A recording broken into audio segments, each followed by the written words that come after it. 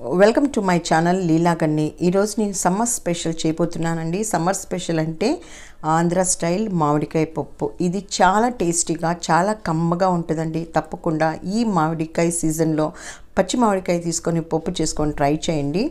So దీనికోసం cooker తీసుకొని కందిపప్పు తీసుకున్నాను. కందిపప్పు బాగా కడుక్కొని దీంట్లోకి ఉల్లిపాయలు వేసుకోవాలి. ఒక ఉల్లిపాయ సన్నగా తరుక్కోవాలి. అలాగే పచ్చిమిరపకాయలు కూడా వేసుకోవాలి. ఇలా పచ్చిమిరపకాయలు వేసుకున్న దీంట్లోకి మనం ఒకటో రెండు టమోటాలు కూడా వేసుకోండి. అలాగే మామిడికాయ పైన అంతా పెచ్చు తీసేసి దానిపైన పెద్దగా కొంచెం మరీ సన్నగా కాకుండా ముక్కలు ఇలా చేసుకొని చూపించిన మాదిరిగా కట్ చేసుకోండి.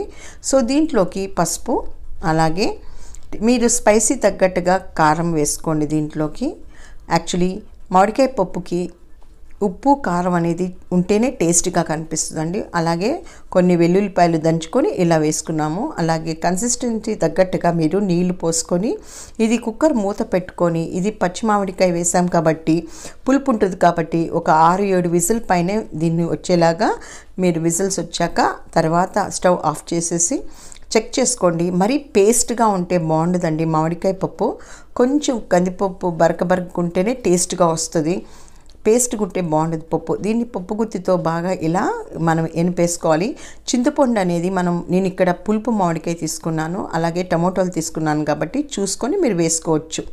అలాగే దీనికోసం ఇప్పుడు తాలింపు అనేది ఏ పప్పు కన్నా తాలింపు అనేది టేస్ట్ చాలా బాగా తెస్తుందండి. దీనికి ఆవాలు, జీలకర్ర, ఎండుమిర్చి, కరివేపాకు వేసేసి ఇది కొంచెం వేగాక దీంట్లోకి ఇలా దంచిన గార్లిక్ వేసుకొని ఇది కూడా బాగా వేగాక ఇప్పుడు పప్పు అనేది దీంట్లోకి వేసుకోవాలి.